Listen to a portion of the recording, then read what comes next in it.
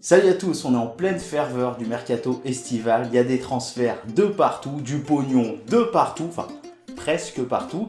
Et aujourd'hui dans la vidéo on va parler des transferts justement. L'objectif final de cette vidéo c'est de vous proposer deux solutions qui pourraient faire qu'il y ait une répartition un peu plus égale des richesses et peut-être un équilibre dans le football européen. Un petit point sur les transferts. Alors je vous invite, je ne vais pas vous donner tous les chiffres, les évolutions, on sait très bien que y a plus d'argent qui est dépensé d'année en année et que la répartition est pas top. Et si on regarde ça, on a tendance à dire que oui, les clubs anglais dépensent beaucoup, les gros clubs anglais dépensent beaucoup.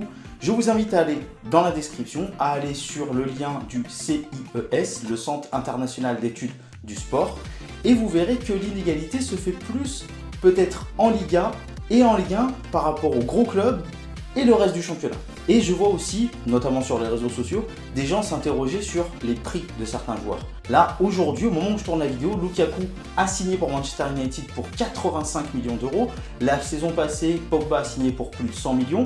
Et il y en a qui disent, oui, on parle 100 millions pour Pogba, on parle de 150 millions pour Mbappé, oulala, regardez, Zidane, c'était 75 millions.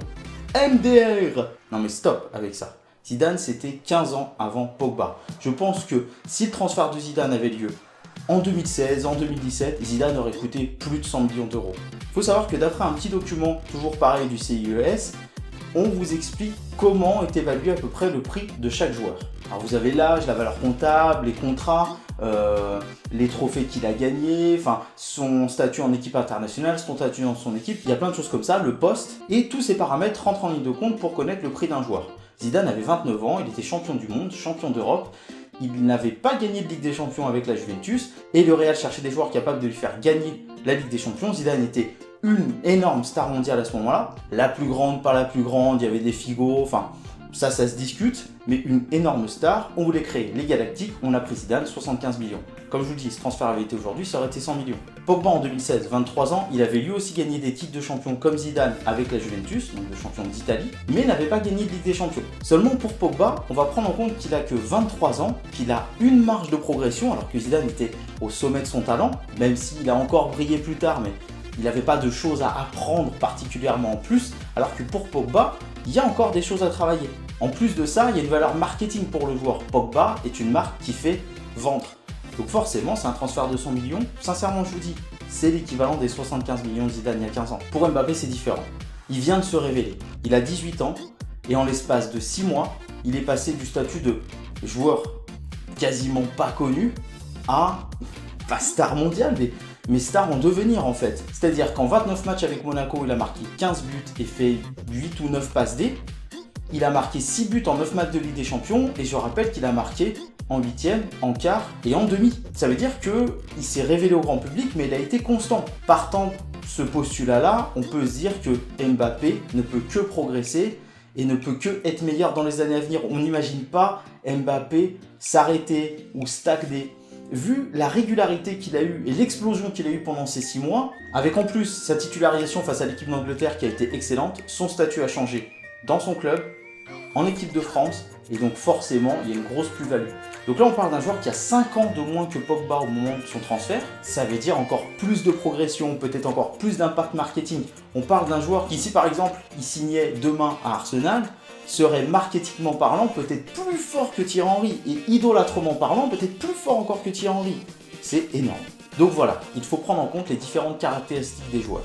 Et en plus de ça, les droits TV, le sponsoring, le naming et les investissements étrangers, hors Union Européenne d'ailleurs, qui ont largement boosté le marché des transferts européens et ce qui est capable d'investir chaque club et principalement en Angleterre. Ça compte pour un club parce que quand vous avez 100 millions de budget par exemple et que vous achetez un joueur 10 millions, si l'année d'après vous avez 150 millions et que vous achetez le même joueur 15 millions, ça représente toujours 10% de votre budget. C'est-à-dire que là on parle en valeur absolue, il faudrait parler en pourcentage du budget du club. Le seul problème, c'est que tout le monde ne profite pas de cet argent. C'est-à-dire que vous avez les gros clubs, des gros championnats qui ont des gros budgets et on s'aperçoit que les gros budgets trustent les titres nationaux dans la plupart des cas. C'est-à-dire que hors exception comme Leicester qui ne fait pas partie des plus gros budgets d'Angleterre, en général, le plus riche gagne le titre. Donc ça perso, ça me pose un problème au niveau équilibre sportif. Ensuite, il faudrait peut-être qu'on pense aux clubs amateurs. C'est-à-dire que chaque joueur qui est professionnel aujourd'hui, chaque star du football a commencé dans un club amateur. Et ces clubs amateurs ne sont pas vraiment récompensés. Tous ces clubs qui initient, éduquent, apprennent les bases du football à nos stars, eh bien, ils voient pas la couleur de l'argent. Et c'est pourtant eux qui constituent la base. Sans eux, il n'y aurait pas de professionnels du football, il n'y aurait pas de gros clubs, il n'y aurait pas de Ligue des Champions, il n'y aurait rien du tout. Et ce mercato est aussi l'occasion pour les stars des équipes de dire « Je vais peut-être partir, sauf si tu m'augmentes mon salaire !» Et ça, tous les ans. Donc on a des prolongations de contrats qui sont sur 3-4 ans. Alors il faut savoir qu'on ne peut pas faire des contrats de plus de 5 ans dans un club de foot. On a des prolongations qui sont de 3-4 ans, alors qu'un joueur était déjà, par exemple, aujourd'hui on est en 2017, un joueur est déjà en contrat jusqu'en 2020, il va dire « Prolonge-moi jusqu'en 2021, donne-moi plus de thunes, ou je m'en vais !» Et là, le club cède, on fait le chèque, et comme ça, il s'en va pas. Tous ces problèmes, je trouve, m'amènent à penser qu'il y aurait peut-être deux alternatives. La première, elle est très peu évoquée, elle a été aujourd'hui par le président de l'UEFA, au moment où je tourne la vidéo, c'est le système d'agent libre. Calqué sur le modèle de la NBA par exemple, c'est-à-dire qu'il n'y aurait plus de transfert et il n'y aurait pas de trade, c'est-à-dire qu'il n'y aurait pas d'échange de joueurs entre les équipes. On va dire qu'un joueur signe un contrat de 3 ans dans un club, et ben il doit faire ses 3 ans, et à la fin de ces 3 ans, il se propose sur le marché des transferts s'il le souhaite, enfin sur le marché des agents libres en fait, et il peut être recruté par un autre club. D'accord ? Ou il peut choisir de prolonger dans son club. À ça viennent s'ajouter quelques dispositifs d'années supplémentaires, c'est-à-dire qu'un joueur peut par exemple signer 2 ans plus une année, et cette année optionnelle est soit soumise à l'approbation du club, c'est-à-dire que c'est le club qui va décider si ok, on prolonge tout de suite pour ton salaire, ou alors, si tu veux te tester sur le marché des transferts, enfin sur le marché des agents libres, vas-y. Et puis si tu as une proposition d'un autre club, soit on s'aligne, soit tu pars dans l'autre club, ou alors à la volonté du joueur, et si le joueur souhaite activer cette option, il demande au club de prolonger son contrat, d'accord, sur l'année. Si le joueur ne souhaite pas l'activer, il dit « Moi, je vais me tenter en tant qu'agent libre, d'accord. Si ça marche, tant mieux. Si ça marche pas, on active l'année optionnelle avec vous. » Alors ça, en soi, ça résout pas grand-chose. À ça, il faudrait rajouter un salary cap. Soit un salary cap qui est tendre, entre guillemets, c'est-à-dire qu'on va autoriser une taxe de luxe si jamais tu le dépasses. Imaginons que j'accorde à un club, enfin que l'UEFA accorde à un club 100 millions, enfin à tous les clubs, 100 millions de budget masse salariale, d'accord. Eh bien, il va peut-être accorder un dépassement possible de 10-20%, mais si le club dépasse de 10-20%, il doit payer une taxe de luxe à l'UEFA. C'est un exemple. Soit on le met restrictif, un peu comme un NHL, c'est-à-dire que tu as 100 millions de budget masse salariale, tu ne dois pas les dépasser. Avec ça, on aurait peut-être un peu plus d'équilibre, une répartition des différentes stars dans les différents clubs, et peut-être que le football serait un peu plus attrayant. C'est-à-dire qu'il y aurait plus de concurrence, et forcément, les grosses équipes seraient plus en danger, les championnats seraient plus indécis, et le titre ne reviendrait peut-être pas tout le temps au même club. Après, il faut voir à combien on met la masse salariale maximale. Si tu la mets trop haut, forcément, les clubs qui sont les moins riches, de toute façon, ne pourront jamais l'atteindre. Si tu la mets trop basse, tu pourras pas forcément signer de stars. C'est compliqué, il faut s'arranger, il faut faire une étude là-dessus et voir. Ça n'arrange pas de football amateur. C'est-à-dire que s'il n'y a plus de transfert, il n'y a plus de primes qui sont données à la formation, des choses comme ça, c'est compliqué. Ce qu'on pourrait mettre en place, c'est une sorte d'impôt. C'est-à-dire que, vu qu'il n'y a plus de transfert, les gros clubs dépensent plus des centaines de millions d'euros chaque année en transfert de joueurs. Eh bien, on peut créer un impôt qui dit que chaque club doit reverser un certain pourcentage de sa masse salariale totale au club amateur. C'est-à-dire que plus ta masse salariale est haute, plus tu vas reverser. C'est une possibilité. Je dis pas que c'est la solution idéale. Dites-moi ce que vous en pensez dans les commentaires. Ça peut être pas mal. La deuxième solution, elle est sur le CIES, si vous voulez. C'est le transfert par répartition. Alors le transfert par répartition, comment ça se passerait? C'est simple. On va prendre l'exemple de Kylian Mbappé. Imaginons que Kylian Mbappé soit vendu, comme on le dit, 150 millions par Monaco. Monaco touchera donc les 150 millions. Mais, étant donné qu'avant Monaco, Kylian a joué 3 ans à l'AS Bondy, un certain pourcentage de ce montant de transfert sera reversé à l'AS Bondy. En fait, on va donner un certain pourcentage du montant des transferts pour un joueur à tous les clubs dans lesquels il est passé avant le club qui vient de le vendre. On va donc récompenser tous les clubs qui ont participé à la progression du joueur. Imaginez, si on mettait 1% par année passée dans un club, l'AS Bondy toucherait 4,5 millions d'euros. Je vais prendre 2 autres cas. Le cas Paul Pogba. Paul Pogba était à Manchester United, puis à la Juve, il a été acheté par Manchester United. Il est évident qu'on ne va pas compter son passage à Manchester United pour le déduire de son prix. Si jamais le joueur revient dans un club dans lequel il a déjà été, ses années passées dans le club ne compteront pas. Je pense que c'est plus logique. Et je vais prendre un autre exemple, le cas de Kaloulou. Kaloulou, si jamais il est vendu à un certain prix, l'année 2016-2017, il l'a passé à Rennes en prêt. Rennes toucherait bien entendu un pourcentage de ce transfert.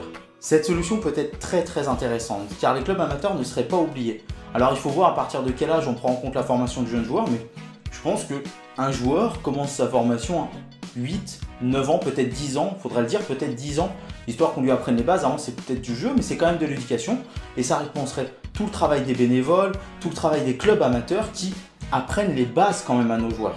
Après, d'un côté, ça forcerait entre guillemets peut-être les clubs à développer leur centre de formation un peu plus. D'un autre côté, il faudrait pas que ce soit je développe mon centre de formation, je prends tous les jeunes qui passent là dès qu'ils ont 10 piges, et puis si à 14 ans je les veux plus, ils dégagent, je vois qu'ils veulent pas devenir professionnels, allez vous dégager, allez salut. On sait que ce serait pas possible, mais on sait que les détections comme ça seraient imaginables, et ça veut dire que ça laisserait peu de place aux autres clubs amateurs pour avoir des potentiels stars du football dans leur effectif. Donc voilà, ce sont deux approches de changement du marché des transferts, deux approches qui moi me semblent cohérentes à travailler et qui recréeraient un équilibre dans le football, c'est-à-dire déjà dans chaque première division de football, on va recréer peut-être un équilibre pour avoir un peu plus de concurrence pour le titre, et puis ça recréerait peut-être pas un équilibre, mais ça ferait une sorte de justice pour les clubs amateurs qui se verraient récompensés de tout leur travail. Moi j'attends, vous, ce que vous en pensez. N'hésitez pas à me dire dans les commentaires, oui, alors c'est des bonnes idées, c'est pas des bonnes idées. Je vous encourage vivement à aller voir les articles, allez sur le lien du CUS, lisez ce qui s'est passé, allez voir l'article sur le fait du président de l'UEFA qui voit si on peut pas changer les transferts et avec un style NBA ou NHL. Voilà, allez voir ça, lisez-le. J'espère que ça vous incitera peut-être à vous dire, tiens, peut-être qu'il y a d'autres possibilités, peut-être vous allez trouver une autre possibilité. Mettez-la dans les commentaires. On en discutera certainement demain soir dans le live. Moi, je pense que c'est un sujet qui peut être très très intéressant, où on peut débattre dessus. Ça peut être cool. Je vous dis juste que les lives seront désormais sur Twitch et non sur YouTube.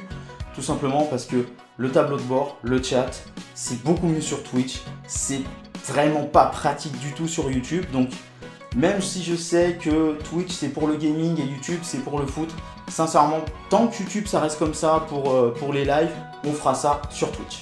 En tout cas, je vous remercie d'avoir regardé la vidéo. Si elle t'a plu, mets un pouce, hein, ça fait plaisir. Je mets ici la dernière vidéo si tu l'as manqué. Je mets ici un bouton s'abonner, d'accord, pour que tu fasses un petit clic dessus, qu'on soit de plus en plus nombreux. Et puis n'hésite pas, si tu veux m'aider, à partager la vidéo, à partager la chaîne, à en parler autour de toi. C'est ça qui fait grandir une chaîne. Ça me ferait extrêmement plaisir. Donc voilà, je vous invite à me rejoindre dans mon aventure pour que mon foot à moi devienne notre foot à nous.